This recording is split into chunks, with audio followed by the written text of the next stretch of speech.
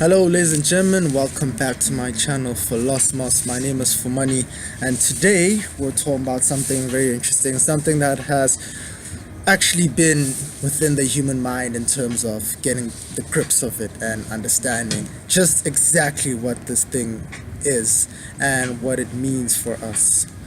Fate, destiny. So many of us have this contingent belief that we have choice, that our decisions today are conscious and we directed our decisions and we are in control of our decisions. But they don't really take the other side of the coin to it. Like, okay, so you make a decision. Let's say, for instance, I made the decision to do this video right now.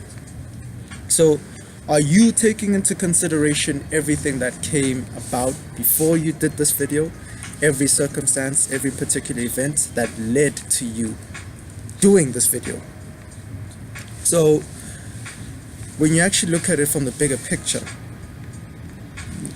it's very hard to see and very hard to grasp the reality of free will.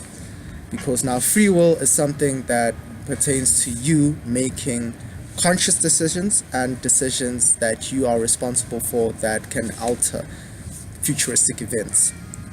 So you, as an individual organism, can decide what type of future and what kind of circumstances occur in your life.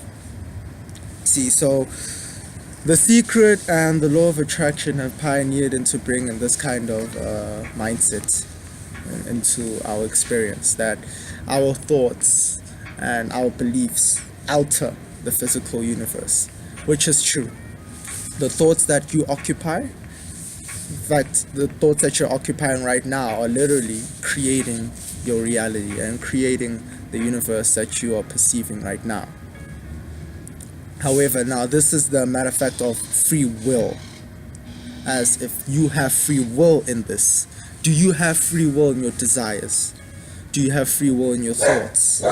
So, pay attention to this right now, at this particular moment. Let me take this off right now. Pay attention to this.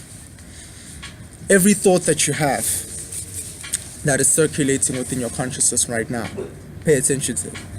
You can be thinking about tomorrow, maybe tomorrow you're going to work, maybe tomorrow you've got something to do, or maybe you're thinking about something that you need to do tonight, see somebody or call somebody. Think about that. Think about what you're thinking about. And now let's dive deep into this. Where do your thoughts come from? Now think about it real deeply. Where do your thoughts come from? And further on, let me ask you this. Do you have control as to the origin of your thoughts? So if you actually do this investigation, you realize that your thoughts literally come from nowhere. They come from the ether. They just smack in the middle of your consciousness. You're aware of that thought, and then it disappears, or you keep it there by entertaining it. But in actuality, where it came from, you had no control over that. This is a very subtle exercise, because I could instruct you to think about an elephant, for instance, or a lion, or an ant, or a cell phone. And then me telling you to think about that, then you will think about that. But you did not bring that thought into existence. That thought came in by itself, and then the thought after that came in, that I brought in the thought of an elephant or a lion or a cell phone. Think about it like this. You want to, let's just say, think about something that you really need to do. You need to call somebody. So the thought comes in that you need to call somebody. Then another thought comes in that I just thought that I need to call somebody. And then another thought comes in of whether to entertain that thought or not. See. So if you have no control over the origin of your thoughts, then do you really have control over your thoughts? Now, we can debate on whether or not we can control the momentum of our thoughts, as in what kind of thoughts we occupy in our consciousness, based on the position of our seeing, based on the position of our consciousness, what kind of state of being that we're in. So if you're in a particular state of being of anguish or despair, then you're going to attract thoughts of that nature from the ether. If you're in a state of happiness, if you're in a state of bliss or ecstasy, you're going to attract thoughts from the ether that echo that state of being. So if you understand that, then you realize that your free will possibly comes in through the standpoint that you take, the particular position in which you view existence. Existence encapsulating your thoughts, your feelings, your actions, and your experiences. That is the closest thing that we have to free will. But you don't decide your thoughts, and neither do you decide your feelings. Okay, so let's dive deeper into feelings. Somebody says something to you, and it creates discomfort in you. Let's just say they tell you you're ugly, or they tell you you're not good enough. Then a feeling, a sensation arises in your body. Discomfort and irritation or sadness, whatever negative feeling that you feel when somebody insults you. Did you choose to have that feeling? Well, in the bigger picture, we can say yes, okay, the person did decide to feel that way because their beliefs harbor a particular perspective that coexists with the insult that that person has just made. So, for instance, what I'm saying is that you basically believe what that person is saying. They've basically touched upon something that you have not really investigated, and thus it affects you. If they told you, if somebody told me, hey, I'm just trying to think of an example, like, hey, you've got straight hair. Your hair's so straight that whatever the case may be, somebody insults me for having straight hair. And I'm like, okay, my hair is curly, you know? So there's no viable sentiments that you're actually expressing there. So I'm not affected. But I'm only affected by things that there's some level of resonance to or resistance to. So something that I deny to myself, and somebody points me to that, that will create a feeling of negativity, or something that I deeply believe about myself, and then somebody says that will echo and bring about feelings of resistance and negativity. So moment to moment, you don't necessarily have direct control of how you feel. One moment you may feel happy out of nowhere. Sensations of happiness may run across your body. Sensations of depression may run across your body. You don't necessarily control that. So if you don't really control your thoughts, if you don't really control your feelings, then are we really controlling our actions? Say, for example, I instruct you right now to stand up. And you stand up. You stand up. Yes, I made that decision to stand up. That was me. That was I. I was in control of that. Okay, let's dive deep into that. Who is this I that was in control of you standing up? Who is this I? Where is this I? Let's locate this I.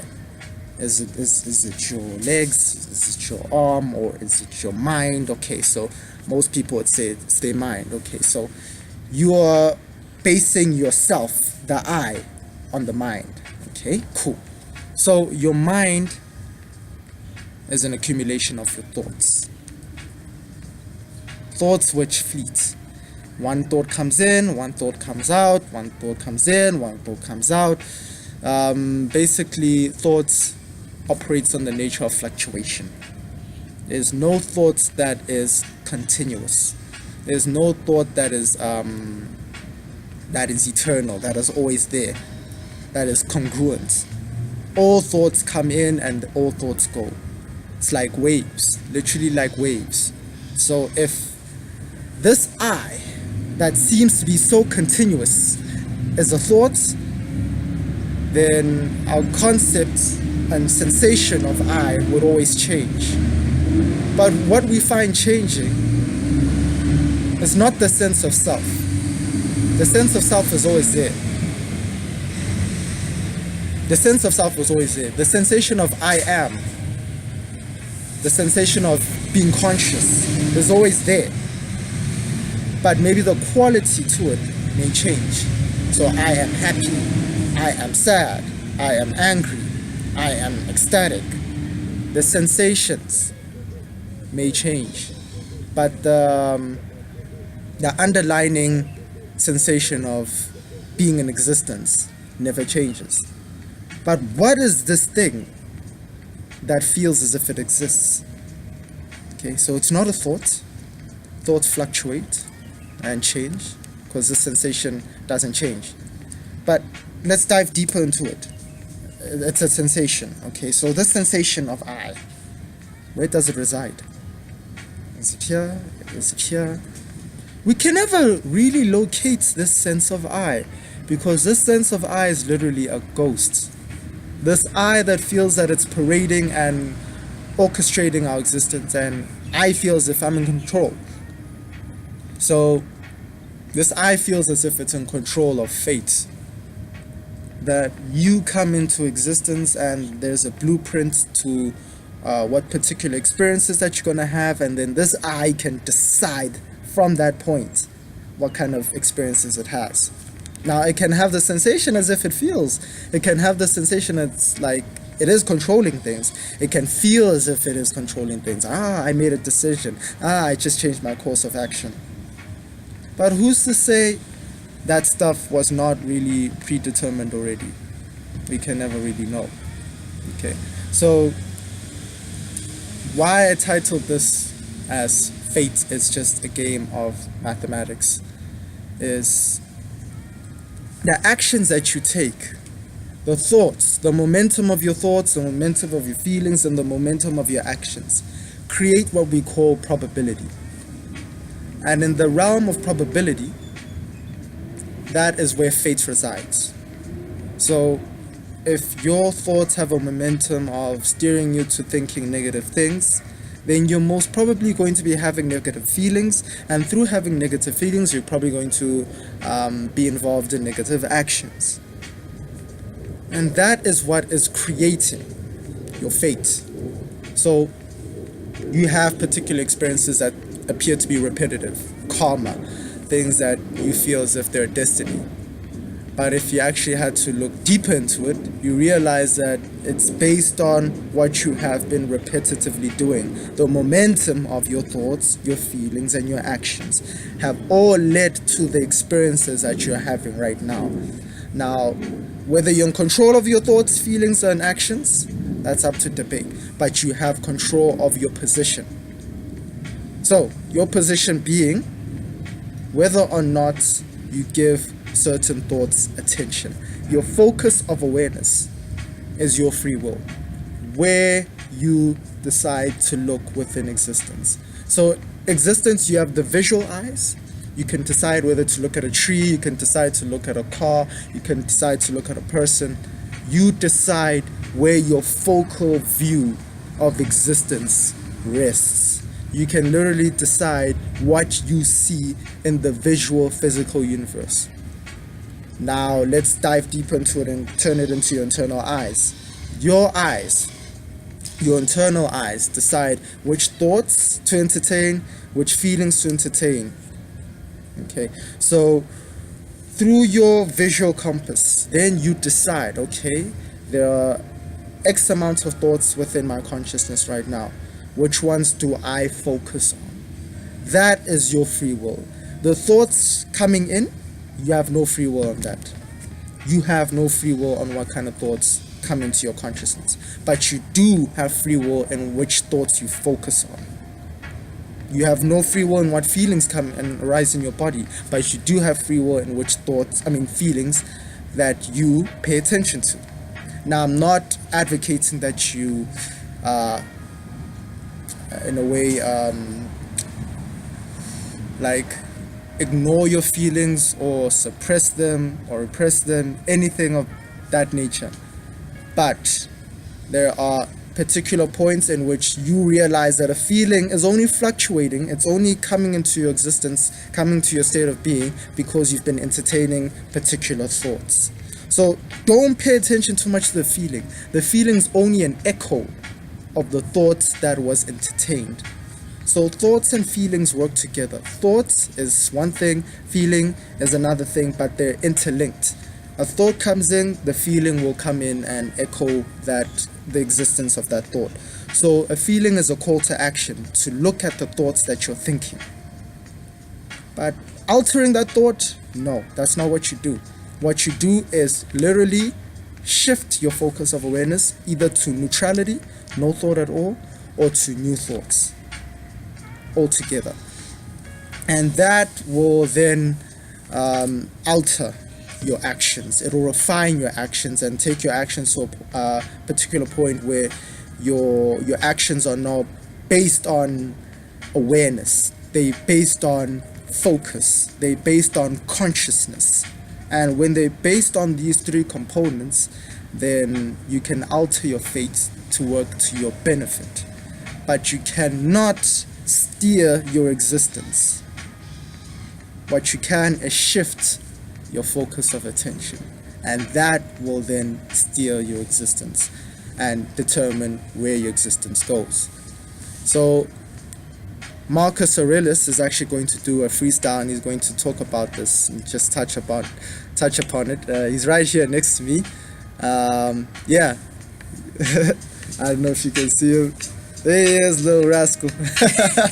Okay, yeah, guys, thank you very much for listening to my video. Please like, please share, please subscribe. And to end it off, as I always end it off, to those who seek no more, for in the present we find it all. Thank you very much, guys.